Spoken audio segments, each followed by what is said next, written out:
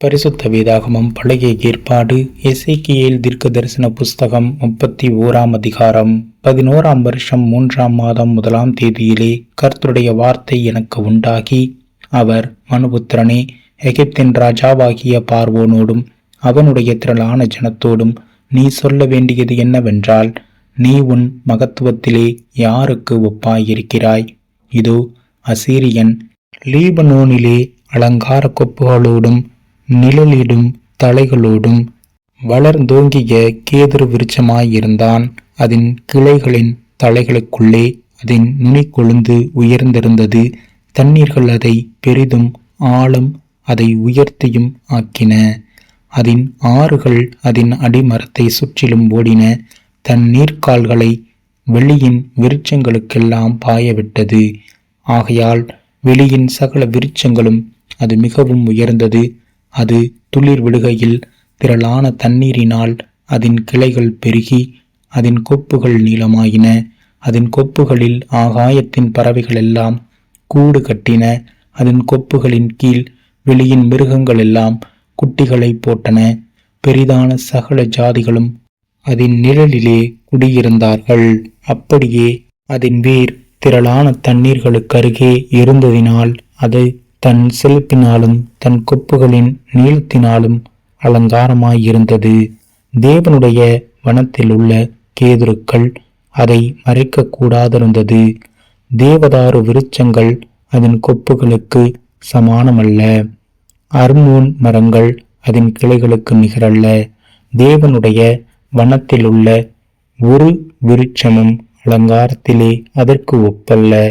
அதன் கிளைகளின் திரளினால் அதை அலங்கரித்தேன்.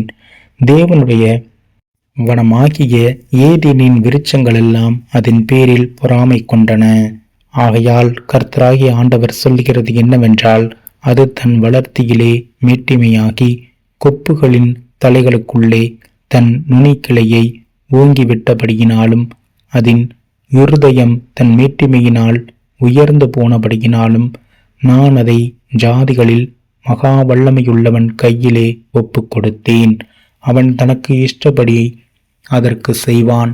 அதனுடைய அக்கிரமத்தின் நிமித்தம் அதை தள்ளி போட்டேன். ஜாதிகளில் வல்லவராகிய அந்நிய தேசத்தார் அதை வெட்டி போட்டு விட்டு போனார்கள்.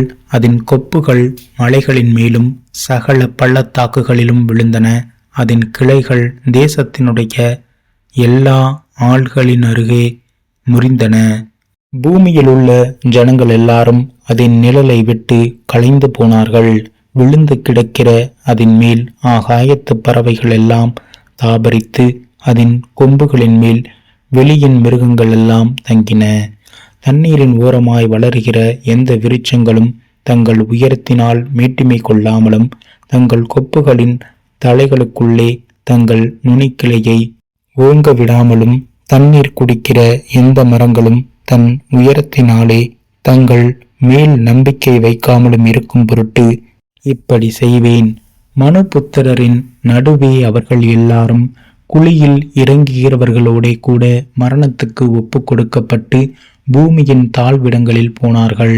கர்த்தராகிய ஆண்டவர் சொல்லுகிறது என்னவென்றால், அவன் பாதாளத்தில் இறங்குகிற நாளிலே புலம்பலை வருவித்தேன்.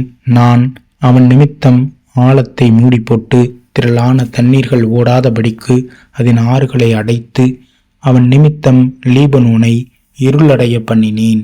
வெளியின் விருட்சங்கள் எல்லாம் அவன் நிமித்தம் பட்டு போயின. நான் அவனை குழியில் இறங்குகிறவர்களோட கூட பாதாளத்தில் இறங்க பண்ணுகையில் அவன் விழுகிற சத்தத்தினால் ஜாதிகளை அதிர பண்ணினேன். அப்பொழுது பூமியின் தாழ்விடங்களில் ஏதேன் விருட்சங்களும் லீபனோனின் மேன்மையான சிறந்த விருட்சங்களும் தண்ணீர் குடிக்கும் சகல மரங்களும் ஆறுதல் அடைந்தன. அவனோடே கூட இவர்களும் ஜாதிகளின் நடுவே அவன் நிழலில் குடியிருந்த அவனுக்கு புயபலமாயிருந்தவர்களும் பட்டயத்தால் வெட்டுண்டவர்கள் அண்டையிலே பாதாளத்தில் இறங்கினார்கள். இப்படிப்பட்ட மகிமையிலும் மகத்துவத்திலும் ஏதேனின் விருட்சங்களில் நீ எதற்கு ஒப்பானவன்?